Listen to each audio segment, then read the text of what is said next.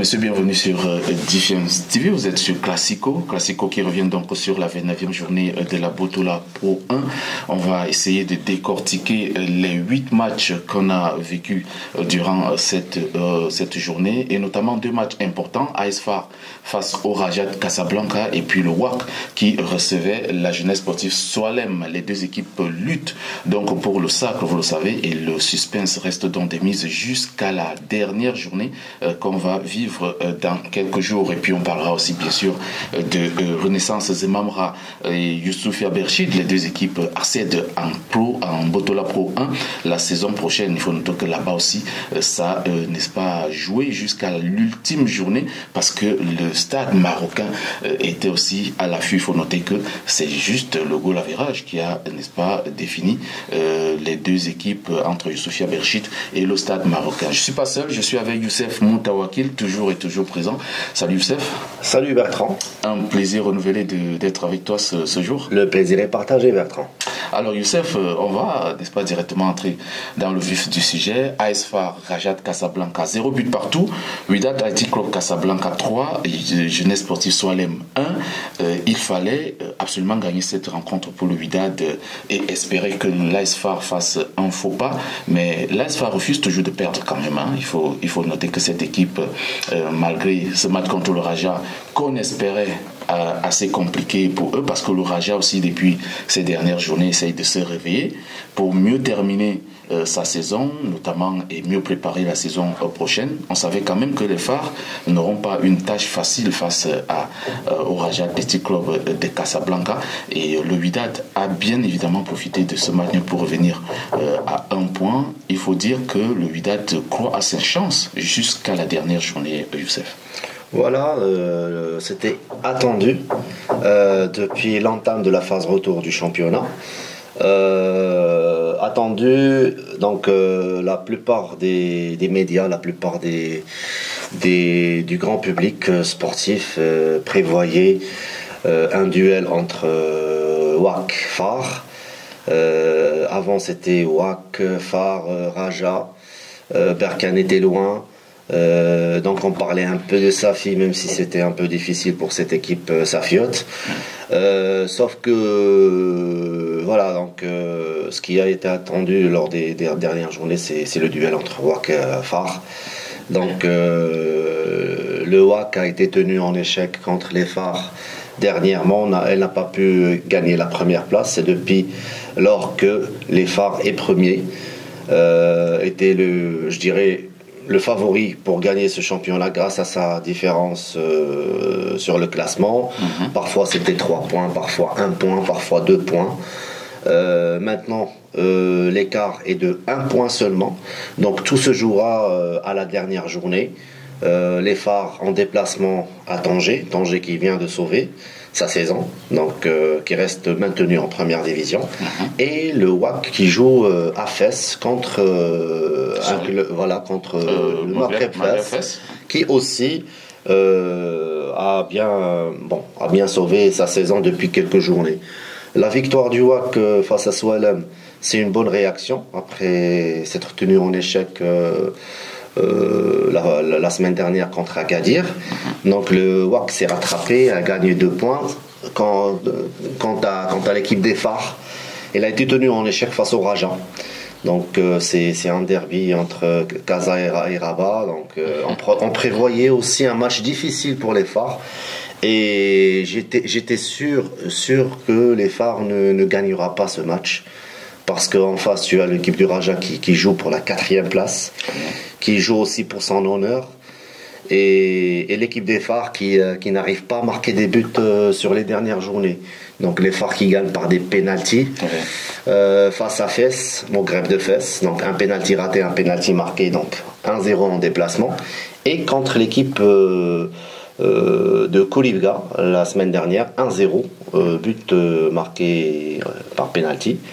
Donc je pense que les FAR trouvent, il est sous pression, surtout qu'il est en première position. Je parlais aussi une fois sur une émission Classico précédemment. Oui. J'ai parlé aussi des joueurs.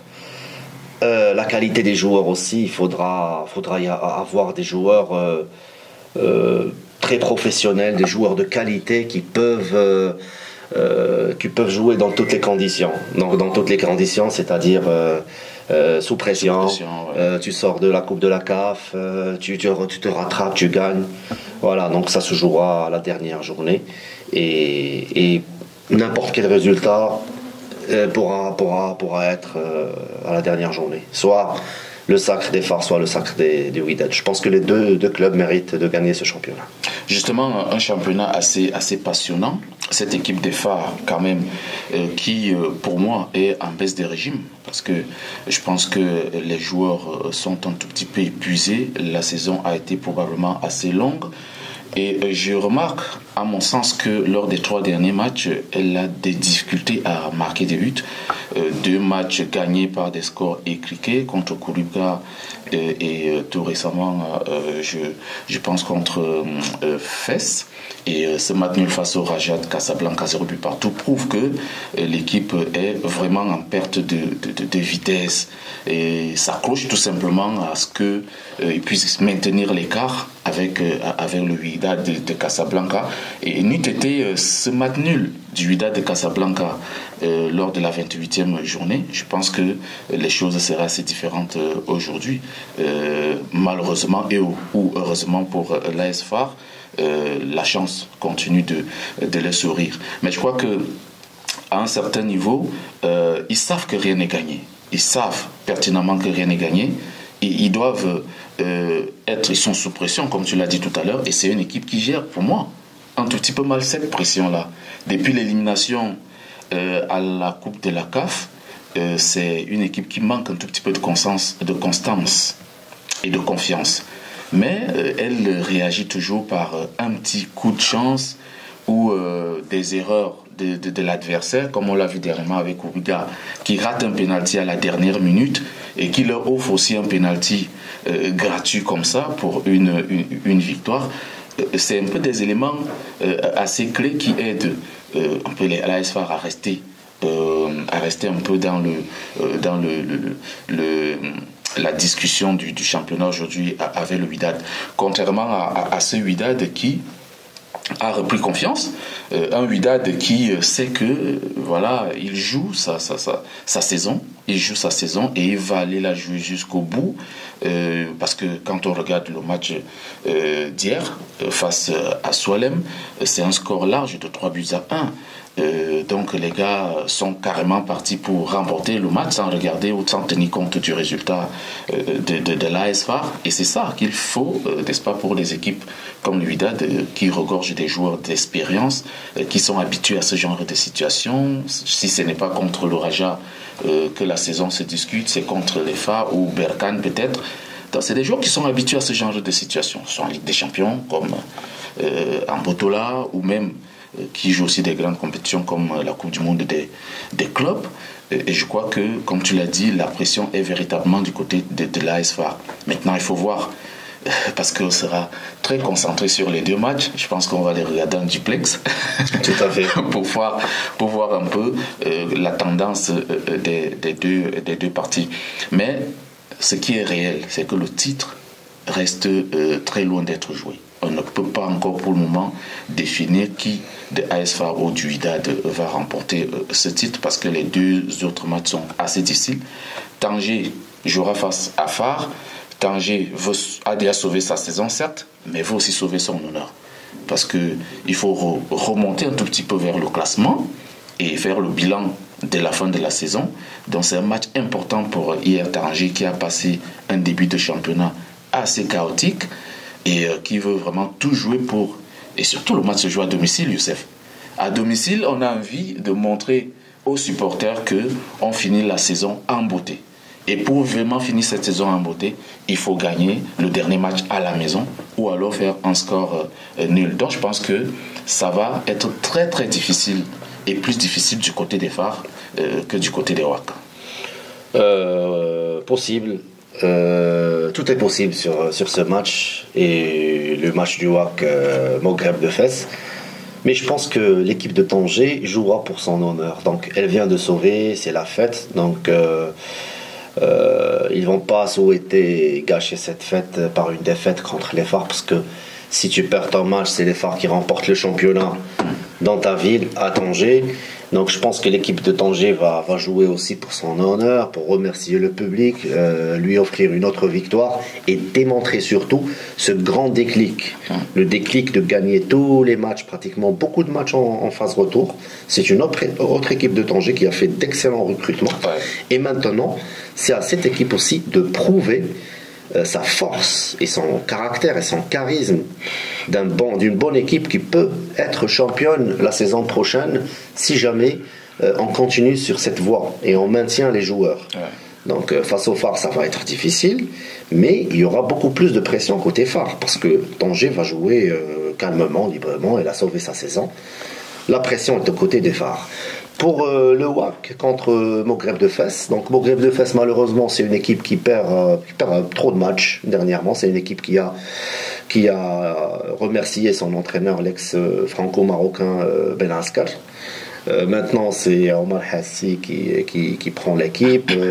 Je pense que l'équipe est démotivée. Je pense qu'il y a quelque chose qui ne va pas.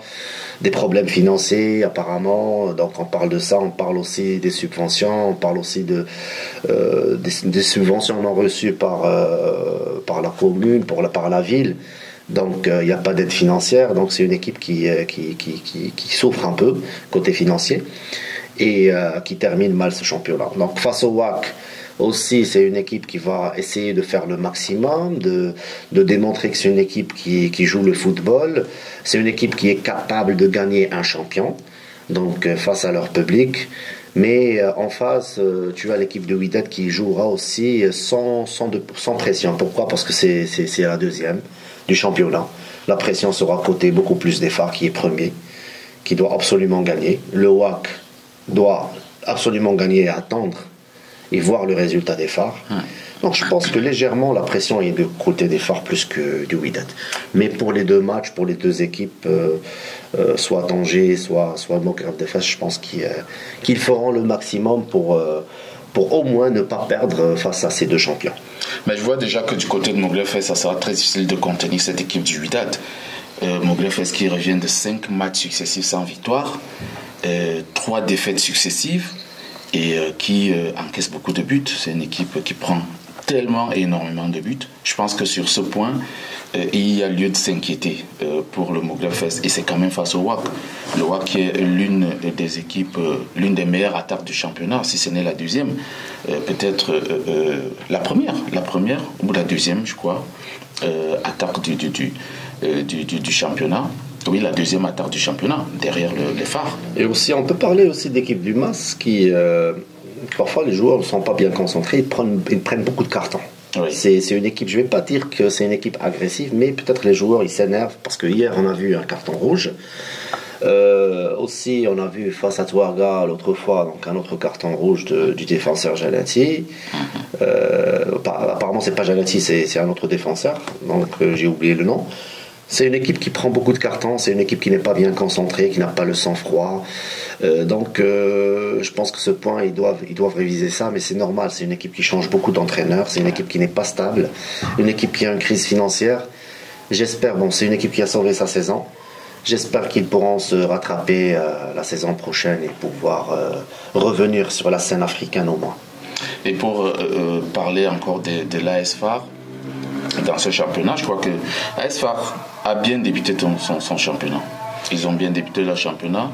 Maintenant, au niveau de la fin, il y a cette baisse de régime. Peut-être aussi le fait que les joueurs ont cumulé la Coupe de la CAF et la Botola. Et aussi la Coupe arabe. La Coupe arabe aussi. Ils ont perdu contre une équipe d'Émirats 3-0. Voilà. Donc je crois que l'effectif n'est pas celle qui peut, n'est-ce pas, supporter 2 à 3 compétitions de cette envergure-là. Parce que la valeur des joueurs, des Phares, ils ont un bon effectif, ok. Mais si tu prends la valeur des joueurs, par exemple, du WAC et des Phares, et si on commence à calculer et voir profil par profil, on va remarquer que l'équipe du Wydad est là de joueurs, je ne vais pas dire plus professionnels, parce que tous ces joueurs sont professionnels, c'est des joueurs qui ont un peu plus de qualité, un peu plus d'expérience que les joueurs des Phares, Et ils ont joué, il y en a des joueurs qui ont joué 6 ans en Champions League, 5 ans, 4 ans, 3 ans, 2 ans, face à une équipe des phares qui, des joueurs qui, pour la première fois qui jouent la CAF, des joueurs qui jouent pour la deuxième, troisième fois, si on prend Nagy, si on prend d'autres joueurs qui jouent pour la troisième, quatrième fois la Coupe de la CAF. Après la Coupe arabe pour la première fois, ils jouent la Coupe arabe. Ils ont joué face à une équipe de Libye. Ils ont perdu 3-0, pardon. 3-0, 3-1. Non, 3-1, pardon. En Libye. Ils ont gagné l'aller 4-1. Face à une équipe des Émirats, tu fais 0-0 chez toi, tu marques pas, tu perds 3-0 à l'extérieur, tu licencies un entraîneur qui a commencé depuis le départ du championnat. On ne peut pas nier son bon travail, parce qu'on ne peut pas venir jusqu'à la 23e, 24e journée, on remercie l'entraîneur et on dit qu'il n'a rien fait. Non, au contraire, tous ces bons résultats qui étaient au début, c'est grâce aussi à cet entraîneur et son adjoint. Donc voilà, donc je pense que les Phares, si elle voudra sauver sa saison, il lui reste une seule compétition et jouer ce match face à Tanger et faire le maximum pour gagner, mais ça va être difficile. Ça va être difficile. Projetons-nous un peu sur le cas des équipes qui vont descendre en Botola 2. Difa, El Jadida et Kuriga qui vont retrouver la Botola 2. Ces équipes, à mon sens, ont manqué un tout petit peu d'ambition cette saison. Elles ont manqué un peu d'ambition et elles ont aussi perdu un tout petit peu cette énergie. C'est des équipes qui étaient pour moi totalement démotivées et qui jouaient déjà sachant que voilà, leur sort est un tout petit peu scellée. Parce que moi, je vais prendre l'exemple d'une équipe comme Difa. Tu ne peux pas, n'est-ce pas, traîner vers le bas du tableau presque tout au long de la moitié du championnat et après avoir un match décisif contre un concurrent. Oujda, la dernière fois. La dernière fois, un match décisif comme celui-là face à Oujda. Et contre Tanger. Et contre Tanger, ça c'était déjà un avantage.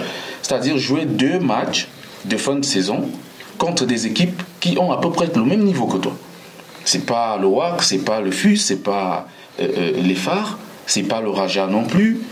Tu peux te dire ici, j'ai la chance de prendre des points et de pouvoir me maintenir. Et lorsqu'on perd des matchs aussi décisifs pour moi, face à des équipes qui ont par exemple le même niveau que toi et qui luttent aussi pour la relégation autant que toi, je crois qu'à ce niveau-là on peut comprendre que c'est la démotivation totale. C'est-à-dire c'est des joueurs qui étaient ailleurs, qui ne pensaient plus carrément à ce qu'ils devaient faire ou à ce qu'ils voulaient faire. Et à ce niveau, je crois que le casting est très important. Quand il faut faire un recrutement, il faut essayer de voir le profil propre des joueurs qu'on recrute. Est-ce que c'est des joueurs qui, en dehors du talent qu'ils ont, ils ont aussi de l'esprit compétitif?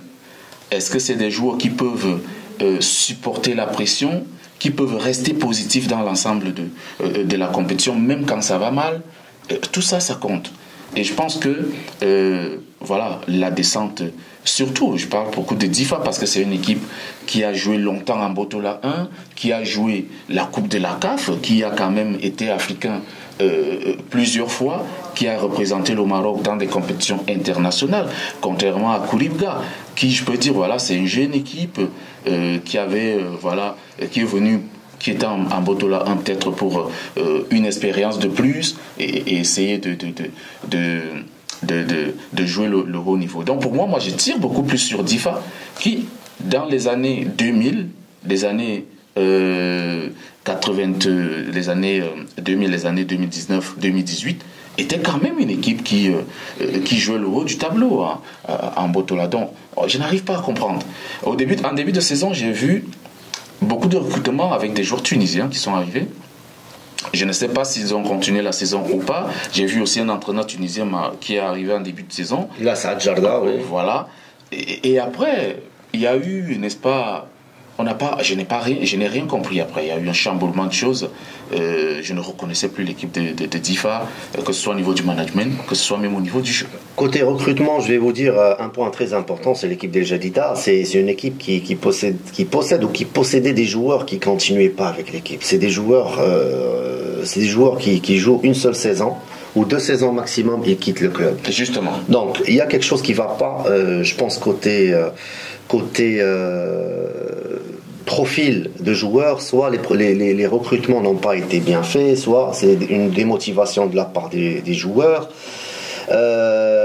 Tu as le gardien de but Barraho qui a quitté le club la saison dernière. L'équipe trouve des difficultés au niveau de gardien de but. Donc il y a deux bons gardiens de but, mais apparemment le niveau n'était pas à la hauteur. Tu as la défense surtout qui trébuche, avec des joueurs aussi qui manquent d'expérience. Des joueurs comme Soufiane Barraho, le gardien, comme Gadawi, comme Hedraf qui quitte en janvier.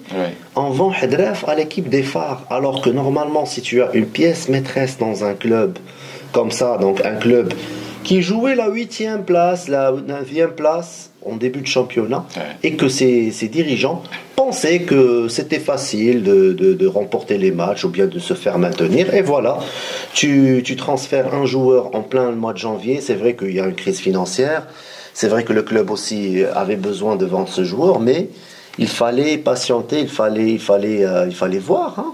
Maintenant, ce joueur quitte le club, l'équipe ne gagne plus. Donc là, on voit le meilleur joueur du club qui quitte vers les Phares en mois de janvier. Moi, je pense que c'est inacceptable. C'est inacceptable. Si on prend l'exemple de la saison dernière avec l'équipe de Berchid, qui est descendue en 2e division et qui était 8e, 9e en début de championnat, en mois de janvier, ils avaient vendu leur joueur Mouad Fekkak. Mouad Fekkak qui a été transféré à la Renaissance Berkane. Donc, je pense qu'il faudra revoir tout ça, parce que des clubs qui luttent pour le maintien ne doivent absolument pas vendre des joueurs au mois de janvier surtout. Si les joueurs vont être recrutés peut-être à la fin de la saison, quand tu vois que l'équipe est en 2e division ou bien en 1re division, tu fais un bilan. Mais au niveau du mois de janvier, c'est des recrutements pour aider les clubs et non pas pour se débarrasser d'un joueur pour gagner de l'argent. Parce qu'avec l'argent, qu'est-ce qu'on va faire au mois de janvier? On va payer les joueurs. C'est une comptabilité qui doit se faire au début de saison et non pas au mois de janvier. Donc je pense que ces équipes-là devaient éviter de vendre leurs meilleurs joueurs à d'autres équipes qui en bénéficieront. Donc voilà. Ta remarque est très pertinente, Youssef, parce qu'en quelque sorte, j'ai vécu une situation dans cette équipe de DIFA, je crois que c'était la saison dernière, où il y a un joueur camerounais qui est arrivé, un défenseur central, Salomon Banga, international camerounais. Et je crois qu'il y avait aussi un joueur d'origine burkinabé qui est aussi là, j'oublie un tout petit peu le nom. Salomon Banga est arrivé de Coton Sport de Garoua, il a signé à DIFA et après il n'a pas terminé la saison. À la fin de la phase aller, il allait du côté du Soudan. Il allait du côté du Soudan où il a signé un contrat. J'ai discuté avec le joueur qui me disait oui, il est parti parce que le contrat était juteux. Si le contrat était juteux, c'était forcément avec l'accord du club qui devait aussi bénéficier d'un gros pourcentage. Donc je pense que ta remarque elle est assez pertinente, parce qu'en fait à ce niveau on constate que le problème exact c'est au niveau administratif. Parce que oui, il y a la crise financière, mais n'oublions pas aussi que quand cette équipe joue en Botola, elle fait des entrées. En Botola, pour il y a les droits télé qui ne sont pas les mêmes qu'en Botola Pro 2, par exemple. Il y a aussi cette visibilité des joueurs qui n'est pas la même que quand les joueurs sont en Botola Pro 2. Ils ont perdu, je pense, un sponsor qui finançait l'équipe aussi, ils l'ont perdu. Mais c'est aux dirigeants de voir quand il y aura un sponsor qui va terminer son contrat, donc de chercher un bon remplaçant. Oui. Donc c'est une équipe qui joue en 1re division, c'est le travail des dirigeants. Tout à fait. C'est le travail peut-être du président aussi. Sauf que l'équipe de Difa El Jadida, franchement, à ma déception, c'est pratiquement attendu. Pratiquement attendu, parce que déjà la saison dernière, ils ont sauvé à l'avant-dernière journée. Oui. Je me rappelle bien.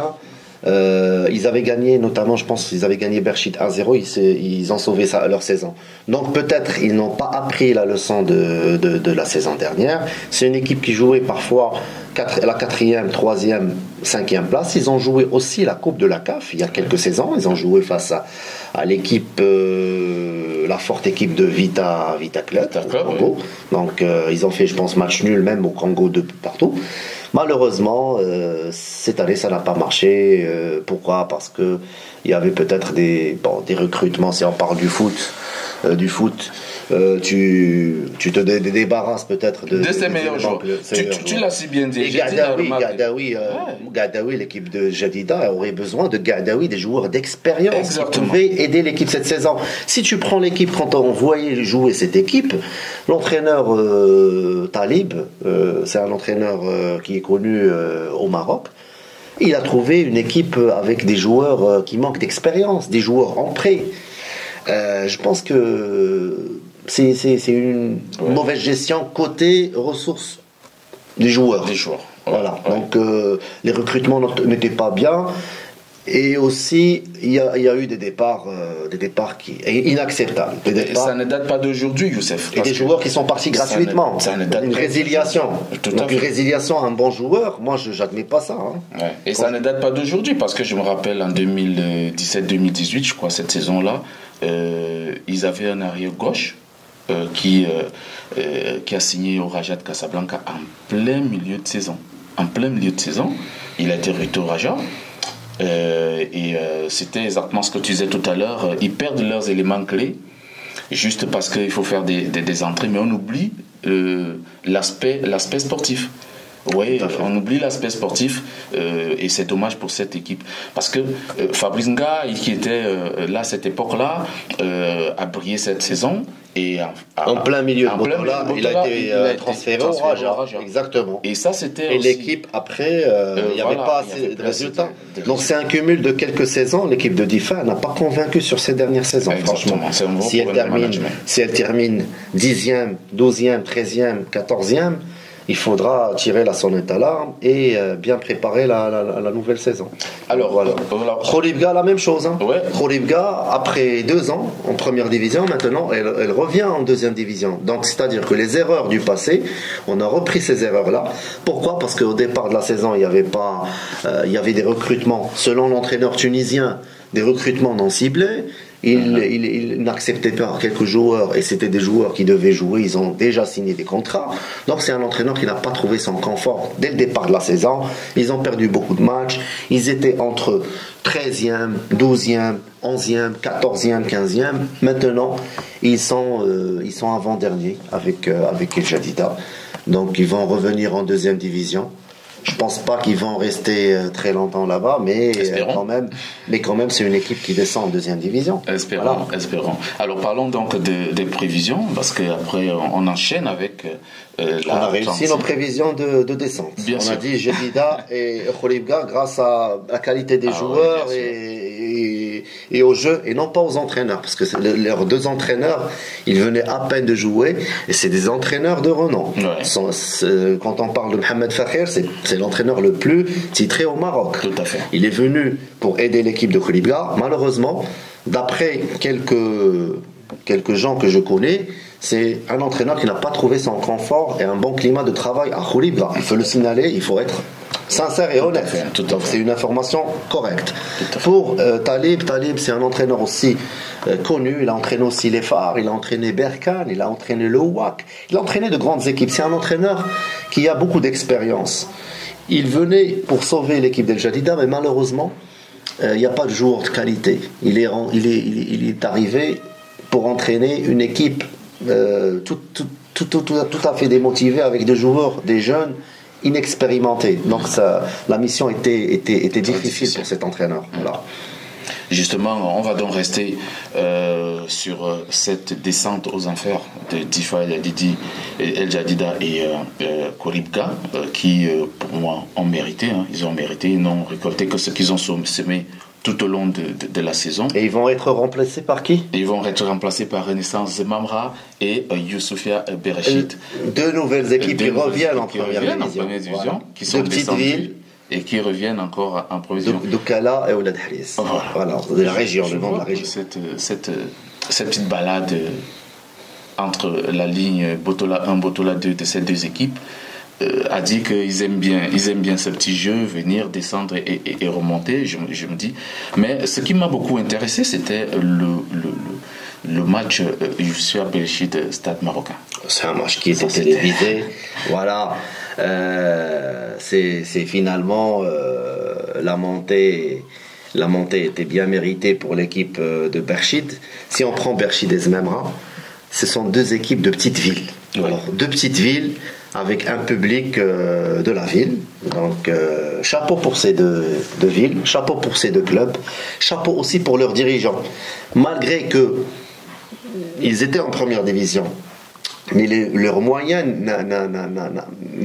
c'est-à-dire avec les moyens qu'ils avaient, c'était pas suffisant pour que ces clubs puissent continuer toujours en première division. Donc, chapeau pour Zmemra, chapeau pour Berchid, qui sont descendus et revenus. Donc Zmemra, après 2 ans, ils reviennent en première division, et Berchid, après une seule saison, ils reviennent en première division. Oui. Voilà, donc franchement, contrairement à El Jadida, qui est une ville assez développée, plus développée que par exemple Berchid ou Zmemra, donc voilà. Et après, tu as l'équipe de Khouribga, financée par une grande entreprise, donc je ne sais pas pourquoi ces deux clubs n'ont pas avaient la possibilité et les moyens de continuer en première division, mais malheureusement pour ces deux clubs, c'est le foot. Voilà. Ouais. Ça montre qu'il y a cet amour de foot dans ces villes-là. C'est des petites villes, Berchid et Zmemra, des petites communautés, des petites communes qui vivent, n'est-ce pas, et respirent football, et ça fait plaisir de savoir que dans ces zones-là, on va revivre les matchs de football. Et entre parenthèses, Zmemra et Berchid, ce sont deux villes de deux régions assez importantes au Maroc. Oui. Si on prend Zmemra, c'est peut-être l'agriculture, et si on prend Berchid, c'est aussi l'économie et l'industrie, parce qu'il y a beaucoup d'usines là-bas, donc beaucoup de sociétés. Je pense que ces deux villes aussi donnent beaucoup de choses au royaume, et pour le foot, c'est sympathique de voir ces deux équipes revenir en première division. Ah oui, et des regrets pour le Stade Marocain, qui est l'un des vieux clubs, du Maroc, un club qui existe depuis très très très très longtemps, et qui mérite aussi quand même revoir la Botola 1. Des anciens clubs comme ça, on en a besoin, parce que c'est des clubs qui marquent l'histoire quand même du football marocain, sauf que ça s'est joué dans les détails entre le Stade Marocain. Le Stade Marocain aussi, c'est une vieille équipe de première division. On a joué pas mal de saisons en première division. Il y avait même des joueurs de Stade Marocain qui ont joué au Wydad, comme Mohsin Mabrouk, si je me rappelle bien, un attaquant qui était un bon attaquant au Wydad. Après 3 saisons passées en 2e division, ils étaient avant en amateur, en 3e division. Après 3 saisons, je pense que c'est une équipe qui se développe. Oui. Côté résultats, ils terminent toujours parmi les premiers. Oui. 5e, 6e, 4e. Cette année, ils ont terminé 3e.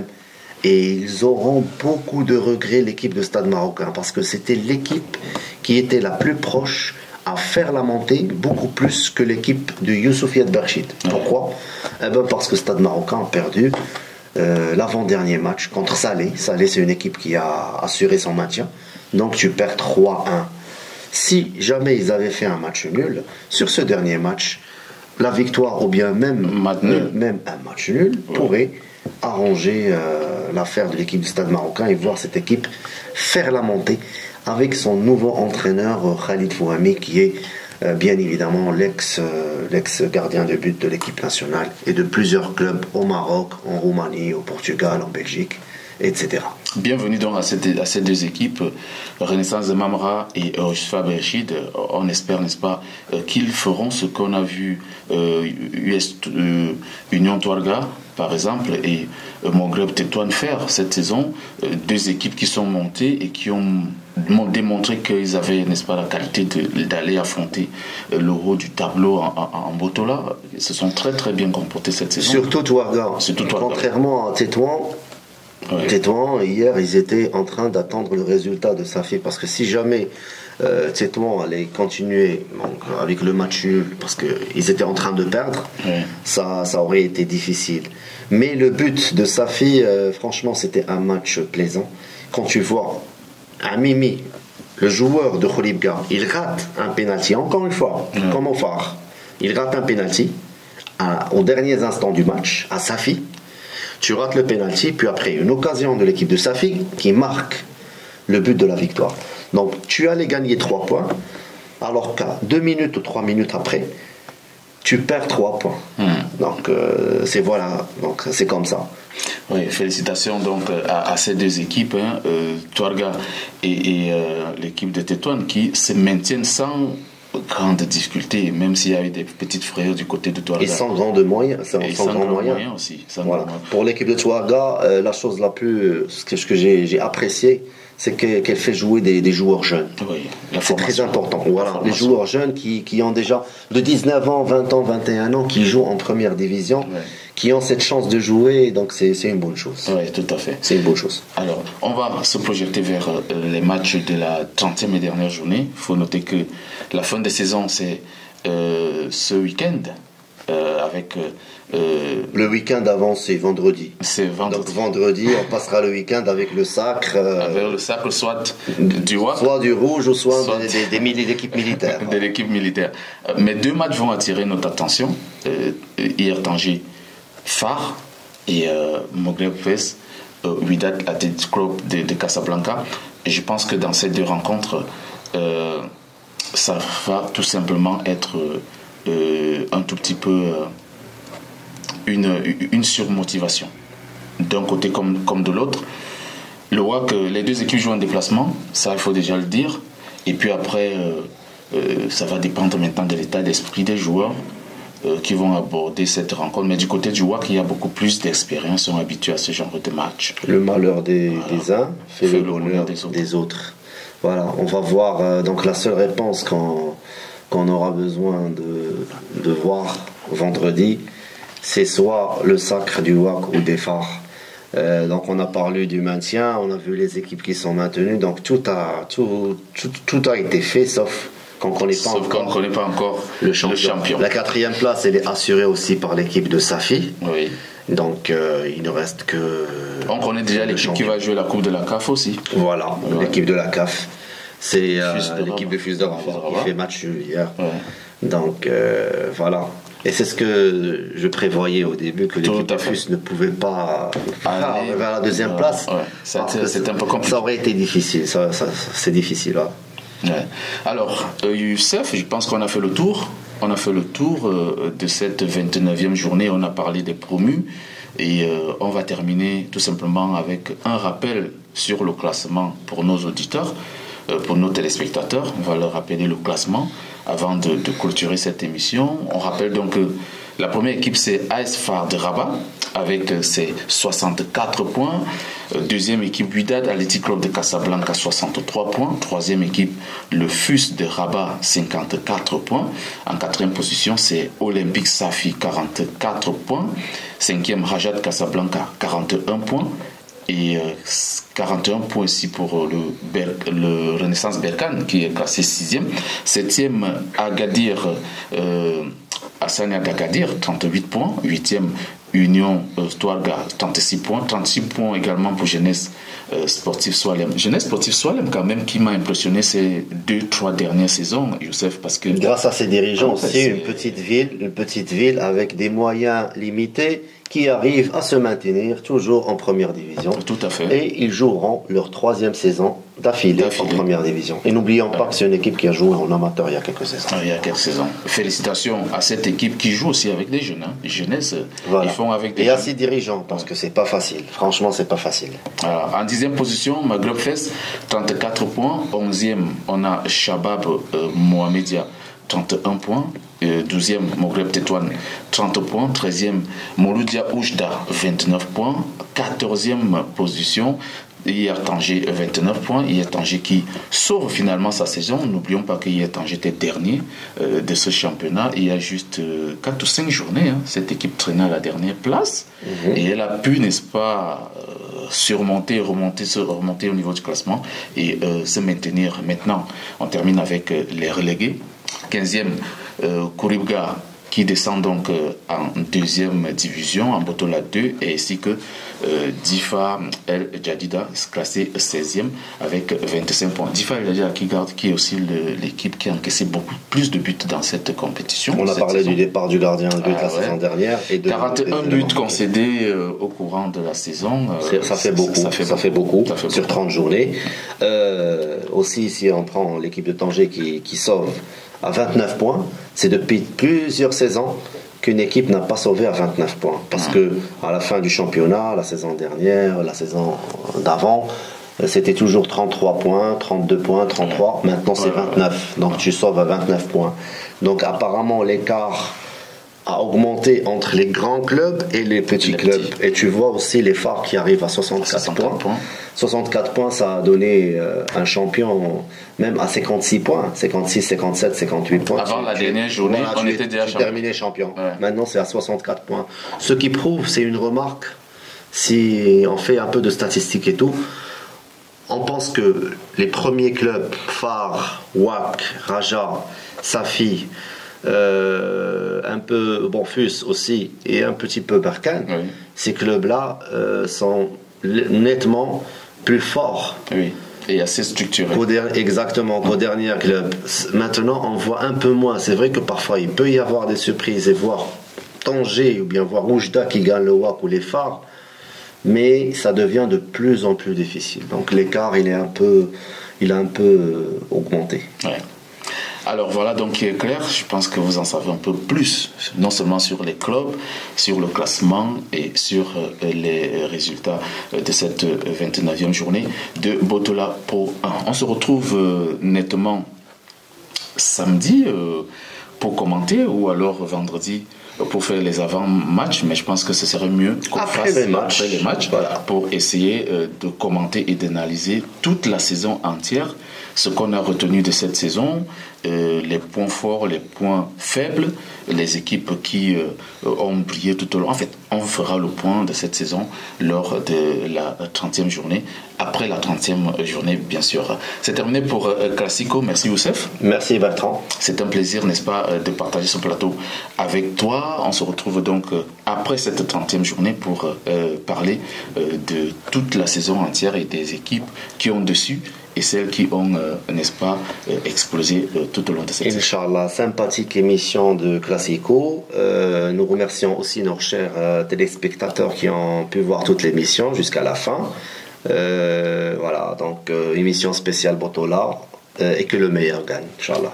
Portez-vous bien à la maison et à très très bientôt.